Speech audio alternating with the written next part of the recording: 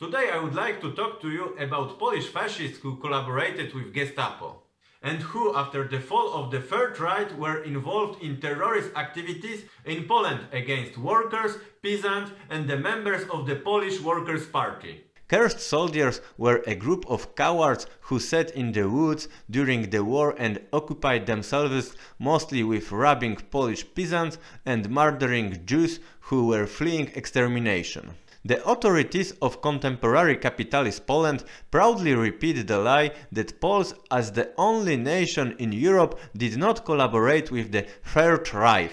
It is a lie, because there were many willing to collaborate, such as the former Polish Prime Minister Leon Kozłowski. There were many Poles willing to create a fascist government dependent on the Germans, and a such government was not created only because Hitler did not want it. Cursed soldiers is a term that assembles all anti-communists who were involved in armed activity against the new socialist Poland during and after the war. It is a septic tank in which criminals, rapists, German agents and ordinary robbers swim next to each other. Unlike collaborators from Western Europe, French police, for example, receiving orders from the Vichy government, Świętokrzyska Brigade of the National Armed Force directly carried out the orders of Gestapo. It was the Germans who provided them with weapons, food and even trained them to kill. Following the German orders, they attacked the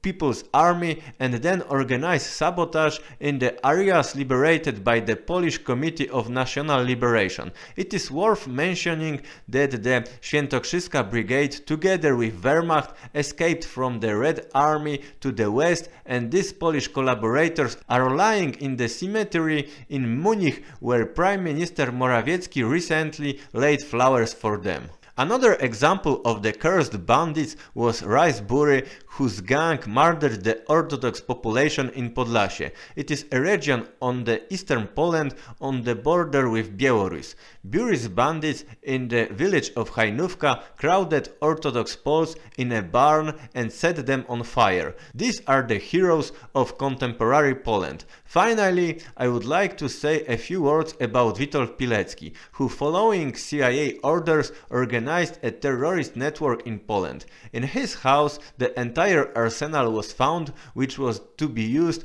to murder Poles with leftist views. Pilecki is the Polish equivalent of Breivik or Pinochet, who fortunately was caught by the milice and properly punished. Cursed soldiers murdered over 5,000 Poles. I should add that they were cowards who were afraid of an armed confrontation with the Polish army or the NKVD. This is why we find so many civilians, women and even small children among the cursed victims. Unfortunately, these cowardly murders of women and children are the heroes of contemporary Poland. Therefore, I can promise you that when we come to power, all the monuments built in honor of these bandits will be destroyed and put in the rubbish bin where they belong. And in the same place we will pay tribute to the thousands of Poles who were victims of these criminals.